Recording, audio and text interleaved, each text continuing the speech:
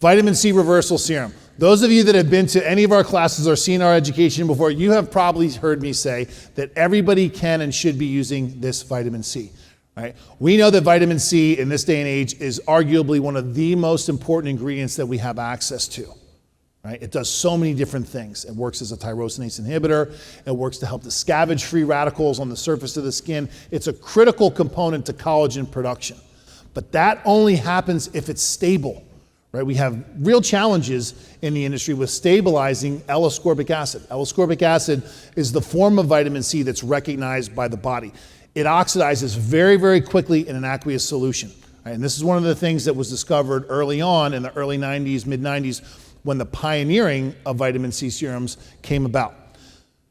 We also know that it can be quite irritating on a compromised skin. Right? When we talk about inflammatory acne, rosacea, we're going to talk about a lot of those this afternoon.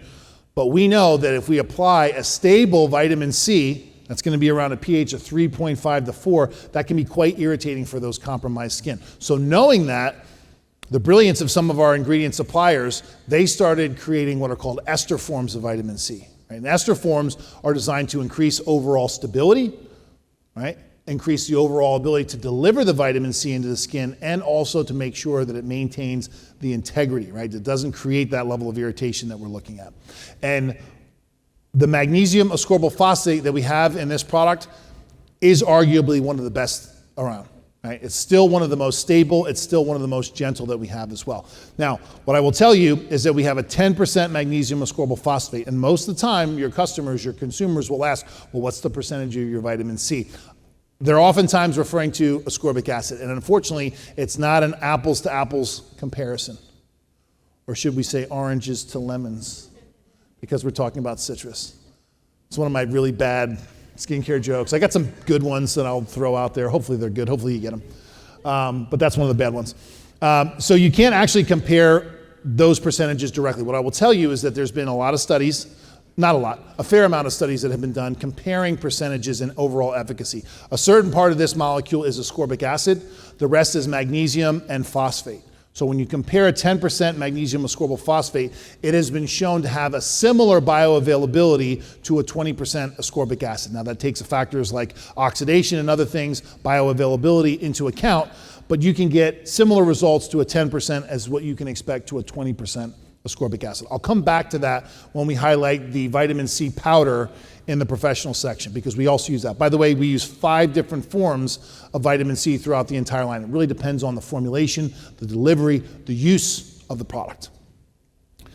This is arguably one of the most interesting ingredients that we have, because not only does the system work as a stabilizing system in the product, it's working as a delivery system when it's applied to the skin. Right, so again, magnesium ascorbyl phosphate, ascorbic acid with magnesium and phosphate hooked to either end. That ingredient, this product, has to maintain a pH of around 7.2, slightly alkali. But when it's applied to the slightly acidic pH of the stratum corneum, something incredible happens. Right? That conversion takes place where the acidity triggers the release of the magnesium and the phosphate off of that ascorbic acid molecule. Magnesium and phosphate account for about 2% of the water solubles of the stratum corneum, right? So those materials very quickly get metabolized off, and they get used for other biosynthetic reactions in the skin, and therefore the ascorbic acid sneaks right in. Does all the things that vitamin C is designed to do. I dare to say it's a magical ingredient, right? There's not a lot out there that I can say does all those different things together. It keeps it stable inside the package. It's the reason why you look at ours and it's crystal clear a year after you bought it. If you look at a vitamin C and it's golden color, ascorbic acid starts a little gold. But within a matter of days in an aqueous solution, ascorbic acid will begin to break down. It begins to metabolize, it oxidizes, and it starts to darken in color. Gets dark yellow, gets brown, it can actually turn completely black sometimes in the package. And then it's no longer ascorbic acid. It's now reverted to a compound called dihydroascorbate, which is not an antioxidant, it's a pro-oxidant. So if you're using an oxidized vitamin C on the skin, it's actually creating damage.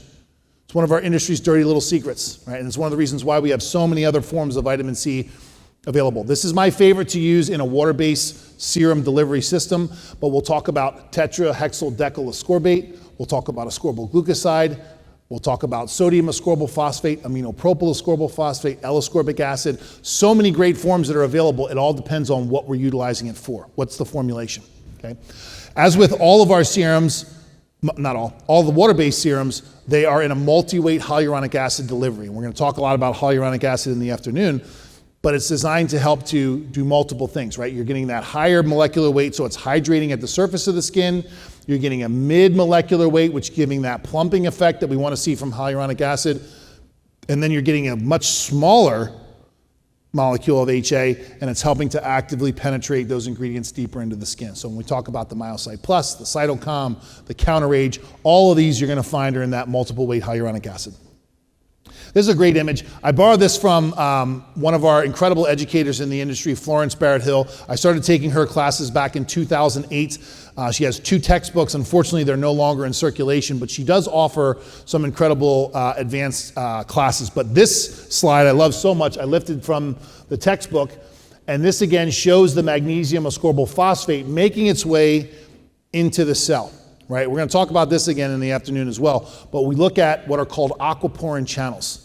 Right? Aquaporin channels are there to help to maintain hydration in the skin, and it's extremely important to have enough of those in the membrane, but what they also do is they bring in these water-soluble materials. Right? So here you actually see the magnesium ascorbyl phosphate being metabolized, broken apart, making its way through that aquaporin channel, through the membrane of the cell, and being utilized in all those different cells that we have.